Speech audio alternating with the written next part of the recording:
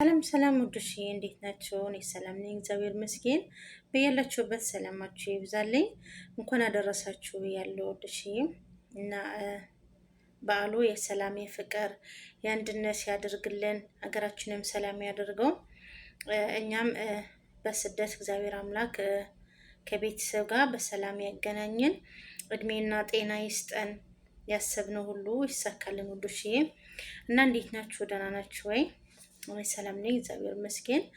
ያው በዓል ሁል ጊዜ ሲመጣ ይከፋናል፣ በሰው ሀገር ስለሆነ ማለት ነው። ግን አንድ ቀን እግዚአብሔር ምን ያንሰዋል፣ ያሳካዋል።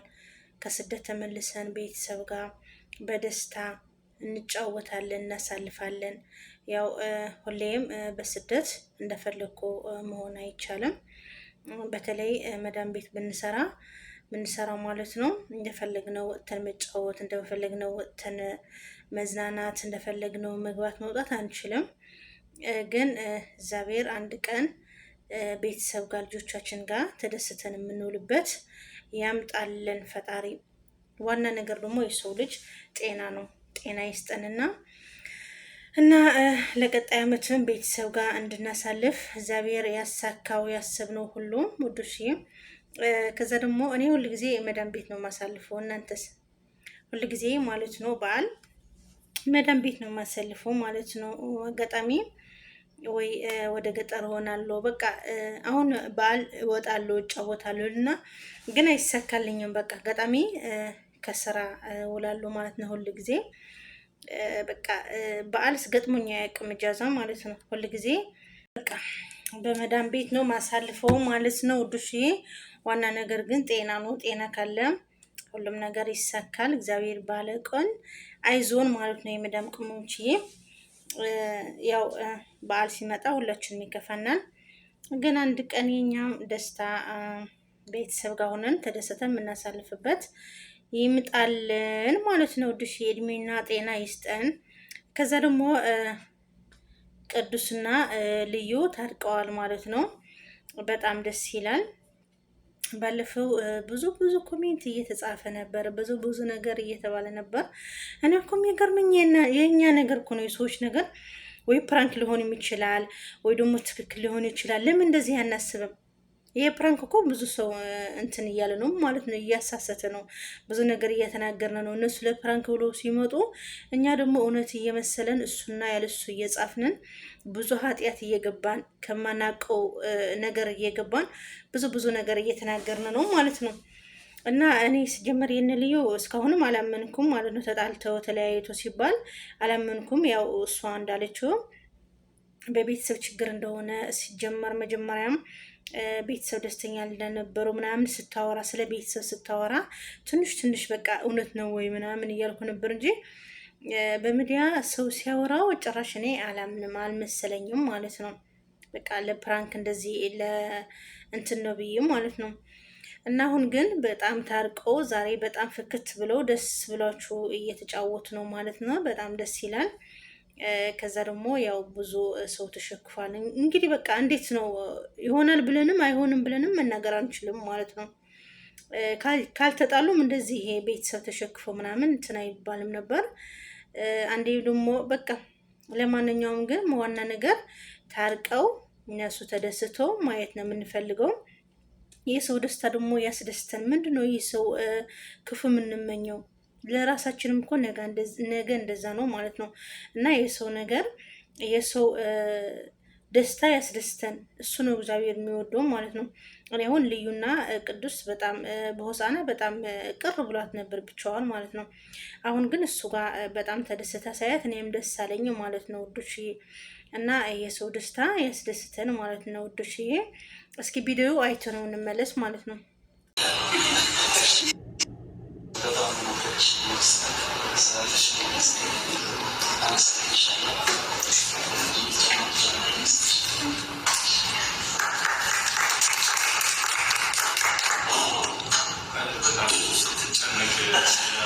በጣም ደስ ይላል ማለት ነው። እኔ በጣም ደስ ብሎኛል ውዶሽዬ። እናንተ እንኳን ደስ አላችሁ የነ ልዩ ቅዱስ ተከታታዮች ማለት ነው ሁላችሁም።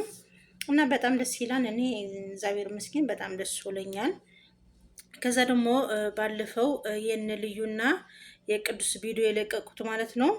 እዛ ገብታ አንዲት ልጅ የጻፈችልኝ ማለት ነው ላነብላችሁ። ያው ከትዳር ውስጥ የሚገባ ሰው ነገ ዝም ብሎ ሜዳ ላይ እንደሚቀር ማለት ነው። እና ባለፈው ከነሱ ቪዲዮ ስለቀው የጻፈችልኝ ማለት ነው። እና በጣም ነው ገራሚ የሆነ ነገር ነው ማለት ነው። ሰላም እህቴ እንዴት ነሽ? እኔ ሰላም ነኝ እግዚአብሔር ይመስገን። እኔ ባሌ ጋር ከተዋወቅ ብዙ አመት አድርገናል። አሁን ግን ያው የሁለት አመታት ያለፈው በጣም ስቃይ ላይ ነበርን፣ ደስተኛ አልነበርንም። ያው መጀመሪያ ስንጋባም ቤተሰብ አልወደደም። እኔ ግን ወድጆ እሱም ወዶኝ ነው የተጋባ ነው። ለብዙ አመታት ግን ደስታና ፍቅር እያሳለፍን ነው። ባለፈው ሁለት አመታት በጣም ታሞ ነበር። ከዛ ቤተሰብ ለምን አትዩም ይሉኛል። እኔ ደግሞ ስለምወደው አልተወውም።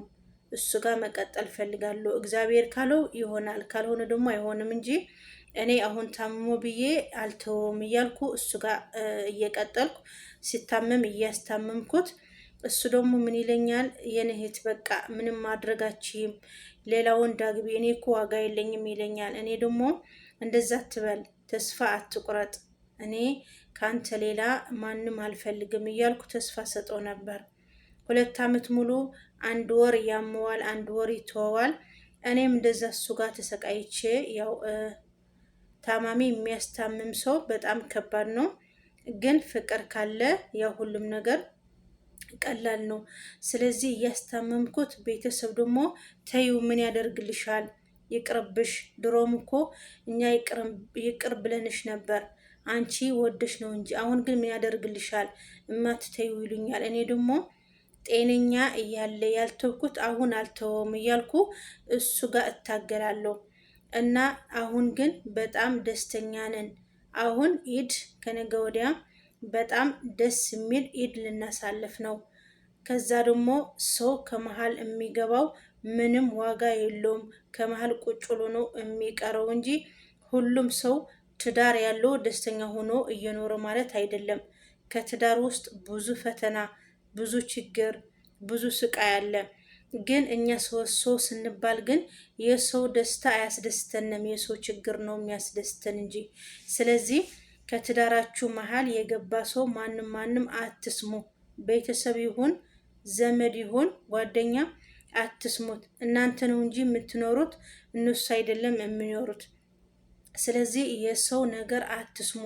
እኔ ለራሴ አሁን ሁለት አመት ሙሉ ባሌን አስታምሜ አሁን ግን እግዚአብሔር ይመስገን በጣም ደስ ብሎኛል። የ20 ሺህ ሪያል ወርቅ ነው ይገዛልኝ። ስለዚህ ትዕግስት ካለ ሁሉም ነገር አለ። ዋና ነገር እናንተ ንጹህ ልብ ካላችሁ መቼም ይሁን አሸናፊ ናችሁ። ስለዚህ ልባችሁ በንጹህ ከቀረባችሁት ወንድ፣ ሁሉም ወንድ አንድ አይነት አይደለም።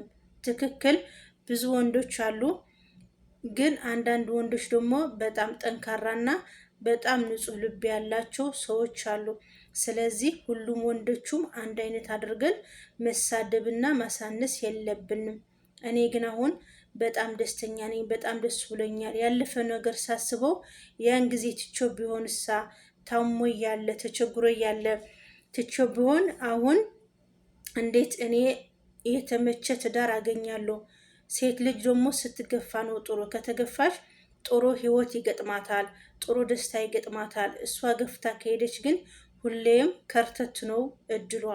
ስለዚህ እኔ ለሁለት አመት በጣም ተሰቃይቻለሁ። እሱ ጋር ሲታመም እየተጨነቁ እያለቀስኩ፣ እሱ በታመመው ቁጥር እኔ ጭንቀት፣ እኔ ልቅሶ ነው። አሁን ግን በጣም ደስ ብሎኛል። ባሌም እግዚአብሔር ይመስገን ጥሩ ስራ እየሰራ ነው። እኔም ከጥሩ ሁኔታ ነው ያለሁት። የ20 ሺህ ሪያል ወርቅም ገዝቶልኛል። አሁን እርጉዝ ነኝ፣ የ3 ወር እርጉዝ ነኝ። በጣም ደስ ብሎኛል። ስለዚህ ከመሀላችሁ ማንም ሰው አታስገቡ። ከመሀል የሚገባው ሰው የቀና ነው እንጂ ለእናንተ የሚጠቅማችሁ አይደለም። እና ከትዳራችሁ ውስጥ ማንም ንፋስ አታስገቡ። የማንም ወሬም አትስሙ። ቤተሰብ ሲሆን የራሱ ህይወት እየኖረው ነው። ስለኛ ህይወት የሚመለከተው ነገር የለም። ቤተሰብ እኛ ሰርተን ለነሱ፣ እኛ ሰርተን ለቤተሰብ መኖር ነው እንጂ የሚፈልጉት ትዳር አድርገን መውለድ መደሰት አይፈልጉም። እኛ በስደት ስንት ነገር እያሳለፍን ነው የምናመጣው ብሩን። እነሱ ግን ምንም አይመስላቸውም። እዚህ ባል ስናገባ ምን ያደርግልሻል? ሳውዲ ሂደሽ ባል ማግባት።